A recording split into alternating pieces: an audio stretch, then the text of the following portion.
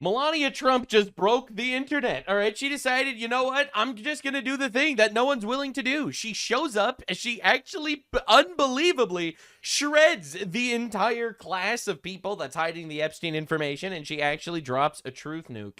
I'll be real. I always liked Melania. I think that she's been incredible. She's honestly a person that for the most part keeps her mouth shut. She, yeah.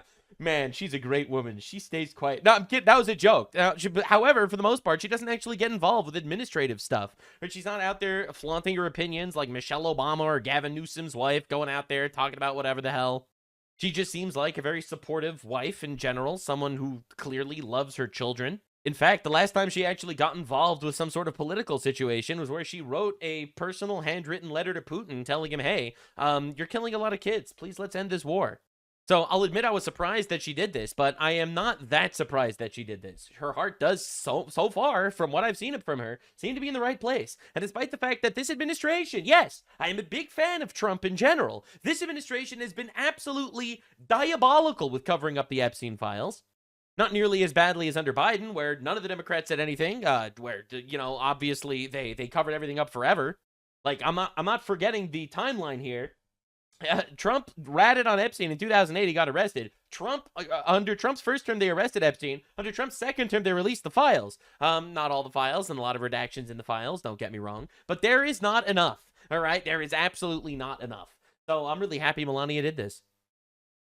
All right. Let's see what's the going on. Epstein story truly will not die. Oh, I thought it was killed the moment we started killing people in Iran, but suddenly it was brought back by none other than the First Lady, Melania Trump. She suddenly started denying things even though no one has accused her of anything yet. But if you listen to her, it's clear someone's about to. The lies linking me with the disgraceful Jeffrey Epstein need to end today. Now, if you're wondering what lies she's talking about, I'm surprised he's saying this because the lies were very obvious.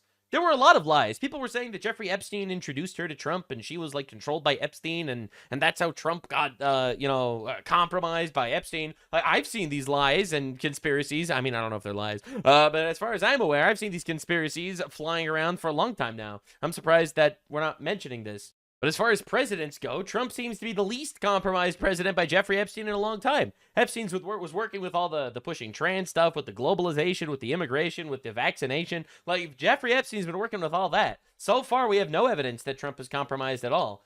So anyway, I don't actually know because really there hasn't been a lot of reporting on Melania Trump. I don't know about reporting, but there's been a lot of like internet conspiracy theories pushing that she was like controlled by Jeffrey Epstein, given to Trump as like a present. And Epstein. She appears very rarely in the files. The only thing I've seen is an email with Ghislaine Maxwell where they're talking in a friendly way, which she addresses in this statement. Really, the only other thing is reporting from Michael Wolff that Trump and Melania may have been introduced by Jeffrey Epstein, although... Why is he downplaying that? That's massive if that's true. All right, first of all, there's no evidence of that. Second of all, if that's true, that's huge. That means Jeffrey Epstein gave Trump his wife.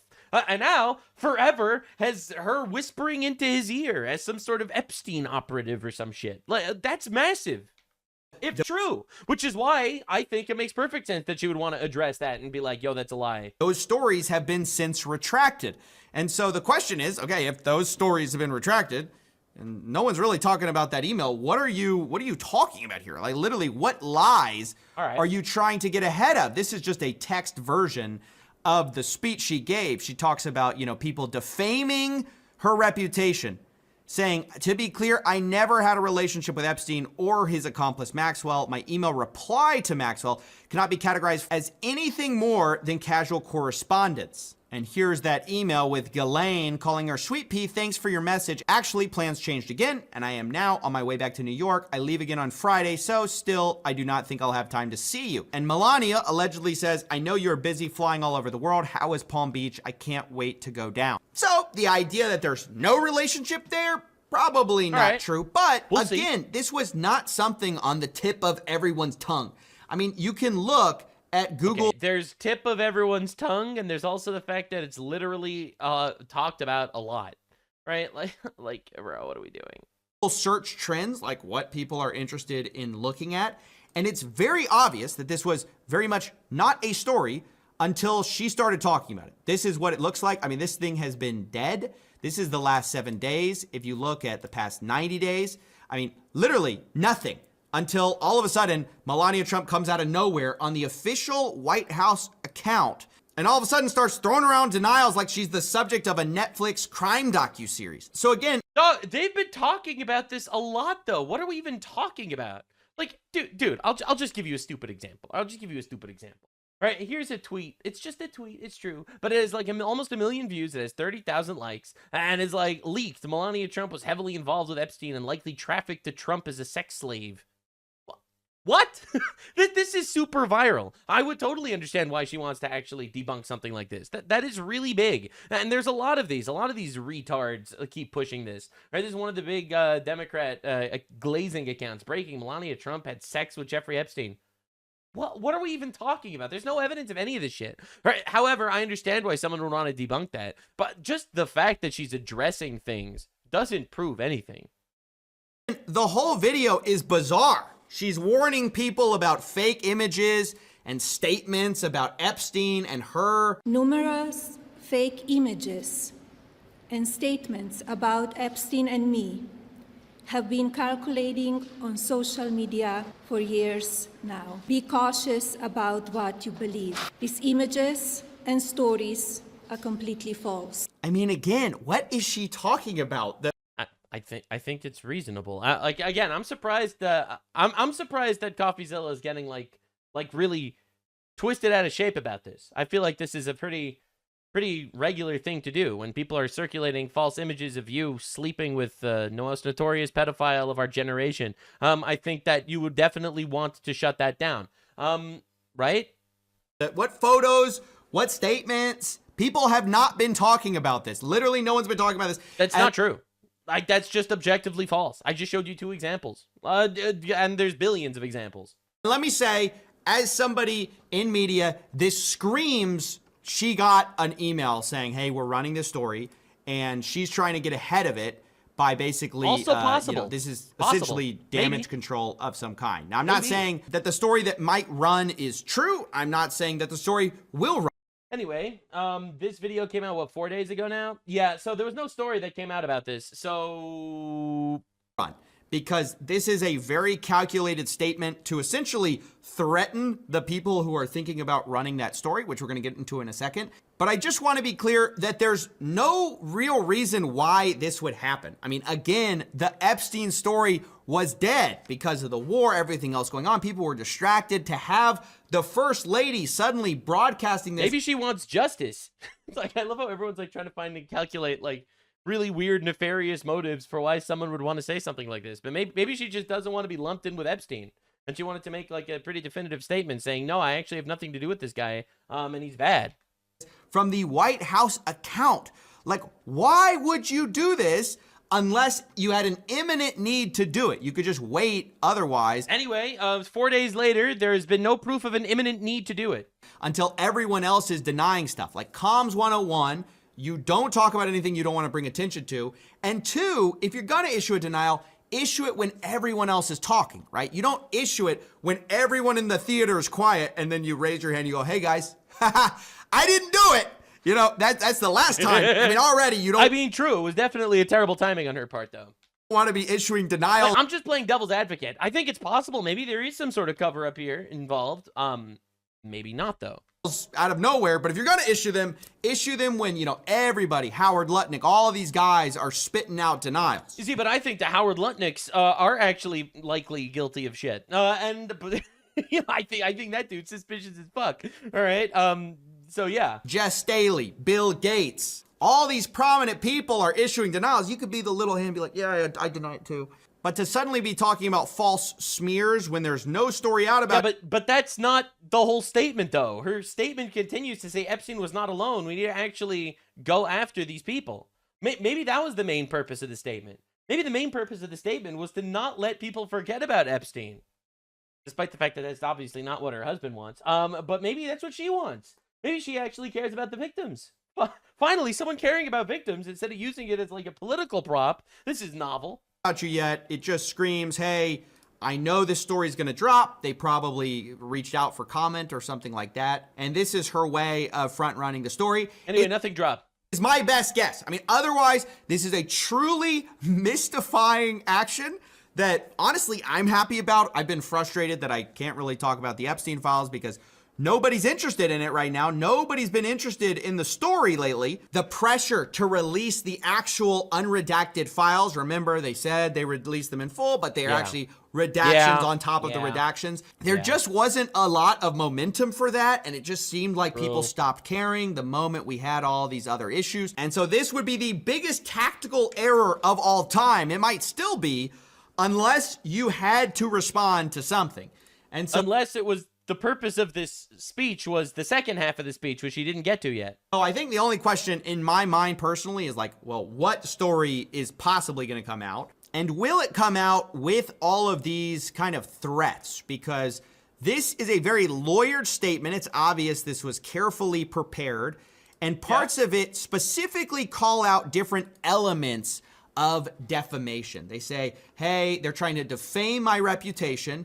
They start talking about her good name. They talk about these outlets wanting to gain financially. And then specifically this statement right here, my attorneys and I have fought these unfounded and baseless lies with success and will continue to maintain my sound reputation without hesitation.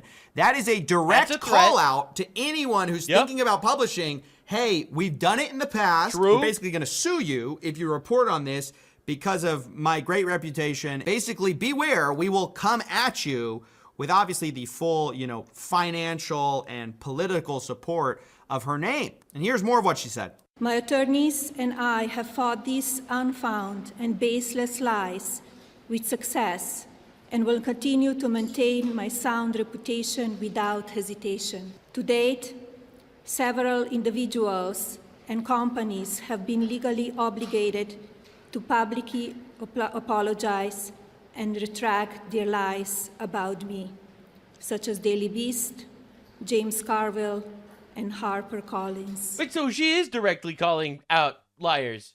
UK. So there it is. She's saying, hey, we've already had people retract in the past, but that brings us back to, the question of, well, then what lies are you talking about that need to stop? If you've already had retractions, right?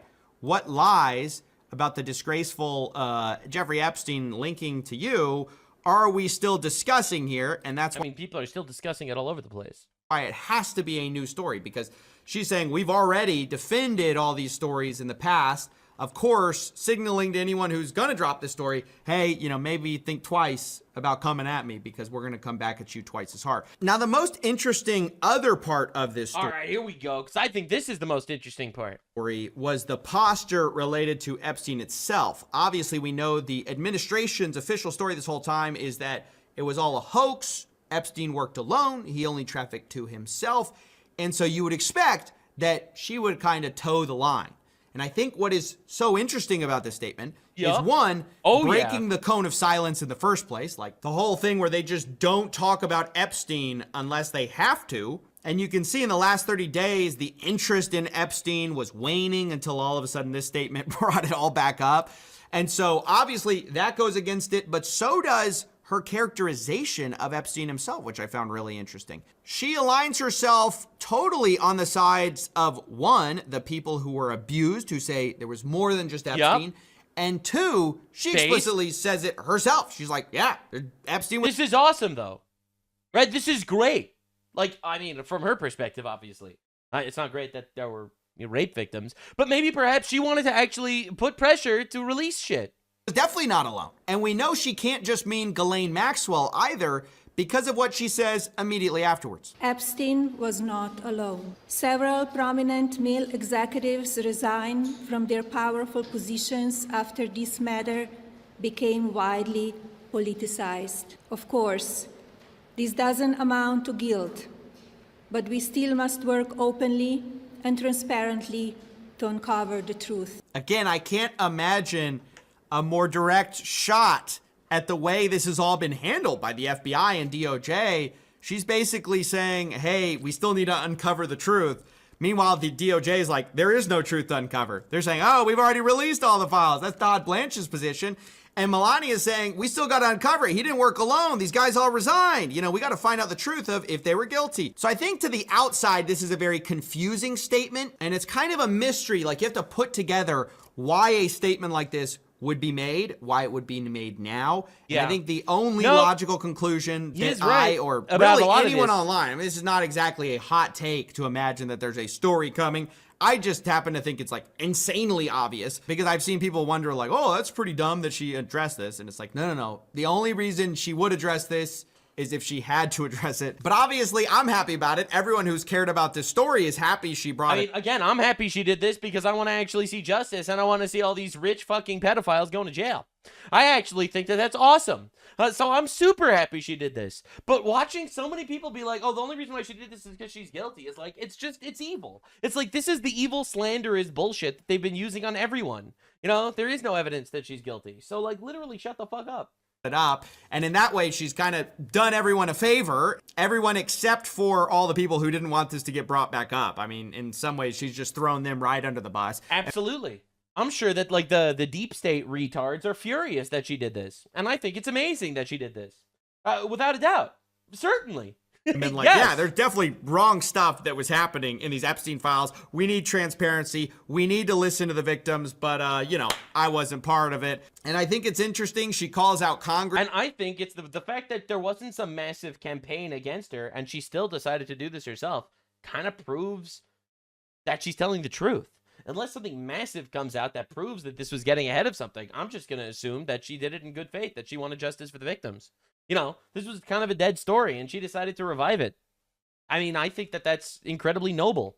Congress saying that we need to listen to the victims of Epstein. I call on Congress to provide the women who have been victimized by Epstein with a public hearing specifically centered around the survivors. Again, you kind of can't imagine a position more against this administration, which is... This administration, bro.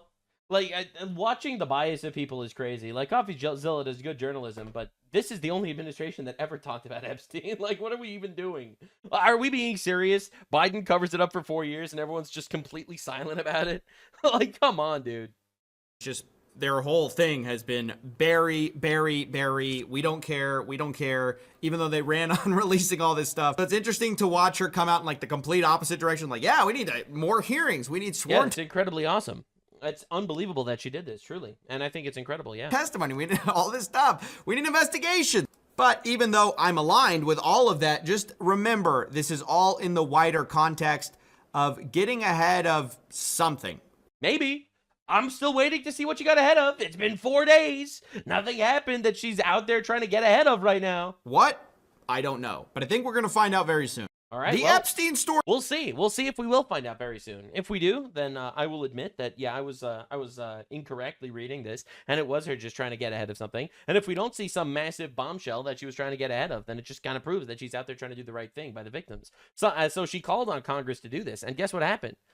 Shock of all shocks. Epstein survivors decline any public Congress hearings after Melania's speech yesterday.